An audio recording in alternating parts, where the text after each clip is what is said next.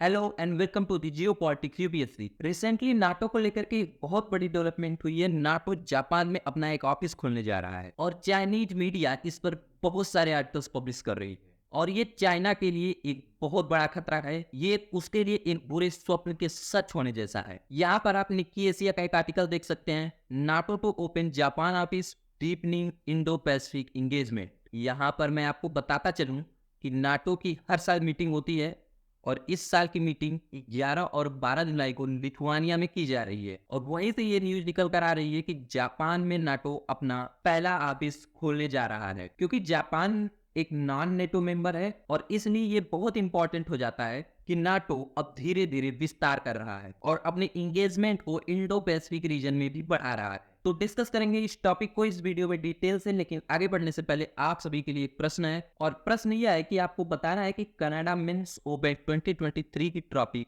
किस Indian player ने जीती है। यह एक बैडमिंटन चैंपियनशिप था जिसको एक भारतीय खिलाड़ी ने जीता है। इस पर रिसेंटली हमारे प्रधानमंत्री नरेंद्र मोदी ने भी ट्वीट किया है। आपको ऑप्शंस दिए गए हैं, आप अपने उत्तर को कमेंट बॉक्स में दीजिएगा, वैसे मैं इसका उत्तर वीडियो के अंत में दे दूंगा। ऑलराइट, तो सबसे पहले हम नाटो के बारे में जान लेते हैं। नाटो की स्थापना 4 अप्रैल 1949 को वाशिंगटन ट्रीटी को साइन करके किया गया था। नाटो को दूसरे विश्व युद्ध के बाद कोल्ड वार के समय इसकी स्थापना की गई थी।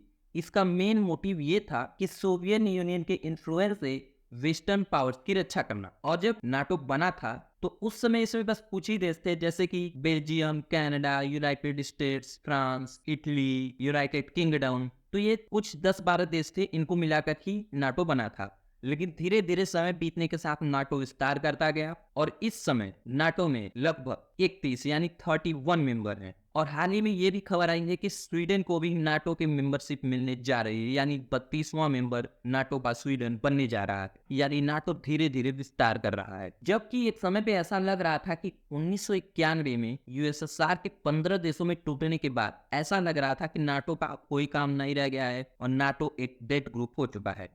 लेकिन हाल ही में जब रूस यूक्रेन के ऊपर आक्रमण कर देता है, उसकी जमीन को हथियाने की कोशिश करने लगता है, उसके बाद नाटो एक बार फिर से हाईलाइट होने लगता है और अब नाटो फिर से धीरे धीरे विस्तार कर रहा है। और अब चूंकि रसिया अब यूक्रेन के साथ एक वार में बिजी हो चुका है और ऐसा माना जा रहा है, एक्सपर्ट्स बता रहे हैं कि यह वार सालों साल तक चलती रह सकती है। तो एक तरीके से रसिया तो एक वार में बिजी हो गया है, लेकिन नाटो ने अपना एक नया टारगेट ढूंढ लिया है, वो है चीन। और इंडो पैसिफिक रीजन में नाटो का यह पहला कदम है जहां जापान में यह ऑफिस खोलने जा रहा है। तो हम सबसे पहले इंडो पैसिफिक रीजन में रसिया के पर्सपेक्टिव से ये समझने की कोशिश करते हैं कि इंडो पैसिफिक रीजन में रसिया की वजह से नाटो एलायंस के ऊपर थ्रेट क्यों है। तो देखिए, जापान एक नॉन नेटो मेंबर है, लेकिन नाटो और यूएस दोनों का एलाइड है और जापान का रसिया का कुरिल आइलैंड्स को लेकर के बहुत लंबे समय से डिस्प्यूट चल रहा है और इसको लेकर के दोनों देशों में कई बार तनातनी भी हो चुकी है। अब चूंकि जापान को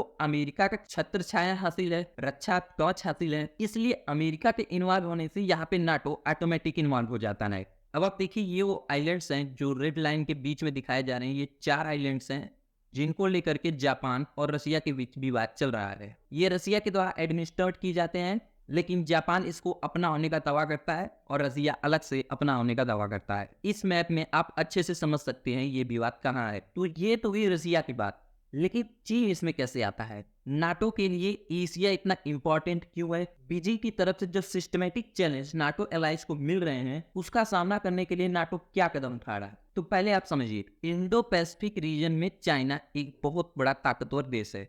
यह दुनिया की दूसरी सबसे बड़ी इकोनॉमी है और मिलिट्री वाइज तीसरा सबसे बड़ा ताकतवर देश है। और ऐसा माना जा रहा है कि 2030 तक चाइना अमेरिका को इकोनॉमी के लिहाज से सरपास करके दुनिया की सबसे बड़ी इकोनॉमी बन जाएगा। और जिस तरीके से चाइना अपने मिलिट्री का एक्सपेंशन कर रहा है, उसको देख करके चीन के आस पड़ोस के देश यूएस और वेस्टर्न डेमोक्रेसी काफी चिंतित हैं, क्योंकि आपको पता होगा कि चीन कोई डेमोक्रेसी नहीं है और चीन विस्तारवाद की विचारधारा में बिलीव करता है।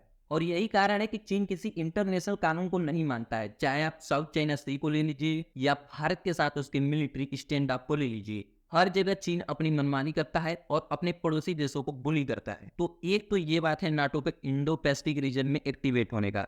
लेकिन दूसरा सबसे बड़ा कारण जो है वो है ताइवान, क्योंकि ताइवान न सिर्फ वेस्टर्न कंट्रीज के लिए बल्कि इस पूरी दुनिया के लिए बहुत इंपॉर्टेंट रखते हैं। ताइवान की एक रोबस्ट इकोनॉमी है और लगभग 80% जो सेमीकंडक्टर्स की सप्लाई होती है वो ताइवान के थ्रू होती है पूरी दुनिया को। तो ये जो पॉइंट है वो ताइवान को पूरी दुनिया के लिए वल्नरेबल बनाता है और पूरी दुनिया को सोचने पर मजबूर करता है कि यदि चीन ताइवान पर अटैक करता है तो उस सिचुएशन में क्या किया जाएगा, क्योंकि ऐसा माना जा रहा है, दुनिया के कई एक्सपर्ट्स बता रहे हैं और कई सीक्रेट डॉक्यूमेंट्स में इस बात का खुलासा हुआ है कि चीन साल 2025 से लेकर 2027 के बीच एक बार ताइवान को एनेक्स करने की कोशिश जरूर करेगा। और जो नाटो के जनरल सेक्रेटरी हैं जेंस स्टोलनबर्ग, इन्होंने ये कहा है कि जो रूस ने यूक्रेन के ऊपर आक्रमण किया है, उसकी जमीन को एनेक्स करने की कोशिश कर रहा है, चाइना इसको बहुत ही बारीकी से ऑब्जर्व कर रहा है कि रूस इसके लिए क्या प्राइस पे कर रहा है और उसको क्या रिवार्ड हासिल हो रहा है। ये ध्यान से उसको ऑब्जर्व कर रहा है चीन, और इस ऑब्जर्वेशन को करने के बाद एक बार चीन ताइवान को अटैक जरूर करेगा। और इसी को देखते हुए नाटो ने ये कदम उठाया है और जापान में अपने एक नए ऑफिस को और इस इंडो पैसिफिक के पहले ऑफिस को खोलने जा रहा है। और ऐसा नहीं है कि इस पूरे रीजन में नाटो केवल जापान के साथ अपने कोलेबोरेशन को बढ़ा रहा है। यहाँ पर अगर आप ध्यान से देखें तो नाटो एक और नए क्वाड की स्थापना कर रहा है, नाटो प्लस नया क्वाड। क्योंकि देखिए, जापान, साउथ कोरिया, ऑस्ट्रेलिया और न्यूजीलैंड, इन 4 देशों को मिला करके नाटो चल रहा है। तो यानी एक तरीके से एक नया क्वाड नाटो के द्वारा बनाया जा रहा है चाइना को टैकल करने के लिए। तो अब आपका प्रश्न होगा कि इस रीजन में नाटो की क्या जरूरत आन पड़ी, जबकि इस पूरे इंडो पैसिफिक रीजन में क्वाड है और ऑकस है, ये 2 ग्रुप पहले से मौजूद है, तो इसमें नाटो की क्या आवश्यकता है। तो देखिए, पहले आप इस बात को ध्यान से समझिए कि इस पूरे इंडो पैसिफिक रीजन में भारत के अलावा और कोई देश नहीं है जो चीन का सामना कर सकता है। भारत एक बड़ी और डेवलपिंग इकोनॉमी है और मिलिट्री वाइज भी बहुत ताकतवर है और अकेले चीन का सामना करने की क्षमता रखता है। लेकिन भारत के साथ समस्या यह है कि भारत किसी भी मिलिट्री अलायंस का पार्ट नहीं बनना चाहता है, और जबकि यूएस की एक बहुत ख्वाहिश है कि इस इंडो पैसिफिक रीजन में भारत अमेरिका के साथ एक मिलिट्री अलायंस में जाए, लेकिन भारत ने ऐसा करने से सीधा सीधा मना कर दिया है। और क्वाड की जो स्थापना है, क्वाड मिलिट्री एक्सरसाइजेज करता है, क्लाइमेट चेंज की बात करता है, टेक्नोलॉजी इनोवेशन की बात करता है, सप्लाई चेन की बात करता है, इकोनॉमी की बात करता है, इन्वायरमेंट की बात करता है, हेल्थ सेक्टर की बात करता है, इन सभी चीजों की बात करता है, पर क्वाड मिलिट्री अलायंस की बात नहीं करता है। और इसी को देखते हुए अमेरिका ने ऑकस बनाया था, यानी ऑस्ट्रेलिया, यूके और यूएस के साथ मिलकर के एक नया ग्रुप, जो एक मिलिट्री अलायंस है, जिसमें यूके और यूएस ऑस्ट्रेलिया को न्यूक्लियर पावर्ड सबमरीन प्रोवाइड करेंगे। लेकिन ये ग्रुप भी यूएस के लिए काफी अच्छा नहीं है, क्योंकि ऑस्ट्रेलिया के पास कोई खास नेवी नहीं है, कोई मिलिट्री भी इस तरीके की नहीं है जो ताकतवर हो, और यूके भी अब धीरे धीरे कमजोर होता जा रहा है। तो ये पूरी तरीके से यूएस लेड ग्रुप है। लेकिन आप समझिए, यूएस बेताब है चाइना को काउंटर करने के लिए। इस पूरे इंडो पैसिफिक रीजन में ये किसी बड़े देश के संग अपने मिलिट्री अलायंस को बनाने के लिए, जो कि वो देश है भारत, लेकिन भारत किसी मिलिट्री अलायंस में नहीं जाना चाहता है। तब यहाँ पे एंट्री होती है नाटो की, और अब नाटो जापान में अपने पहले ऑफिस को खोलने जा रहा है, जिसमें वह सिक्योरिटी, डिसरप्टिव टेक्नोलॉजी और साइबर सिक्योरिटी को लेकर के जापान और साउथ कोरिया, ऑस्ट्रेलिया और न्यूजीलैंड, इन 4 देशों के साथ मिलकर काम करेगा। और इसको लेकर के चाइना में बहुत डर है। आप चाइनीज मीडिया को देख सकते हैं, चाइनीज मीडिया ग्लोबल टाइम्स के इस आर्टिकल को देखिए, NATO's outreach in Asia exposed US selfishness will further divide group. और इस पूरे मूव को चाइनीज मीडिया एक डेंजरस मूव बता रही है, जो उसके डर को दिखाता है। और उस डर की वजह से इस तरीके के कार्टून चाइनीज मीडिया पब्लिश कर रही है, जिसमें ये दिखाया जा रहा है एक डायनासोर है जो नाटो है, और अमेरिका उसे लेकर आ रहा है जापान की तरफ, और जापान से कह रहा है कि फीड माई पेट। तो इसको लेकर के चीनी मीडिया की तरफ से बहुत सारे आर्टिकल्स पब्लिश किए जा रहे हैं, और चीन ने इसको लेकर विरोध भी जताया है कि नाटो इंडो पैसिफिक रीजन में एक्टिवेट हो रहा है, अपना विस्तार कर रहा है। और मैं आपको बता दूं, आज नहीं तो कल, कल का मतलब कल नहीं, लेकिन 15 से 20 साल बाद आप देखेंगे भारत भी नाटो में मेंबरशिप के लिए अप्लाई कर सकता है। भारत भी नाटो का पार्ट बन सकता है, क्योंकि उस समय जो लड़ाई होगी वो डेमोक्रेसी वर्सेस नॉन डेमोक्रेसी की हो सकती है।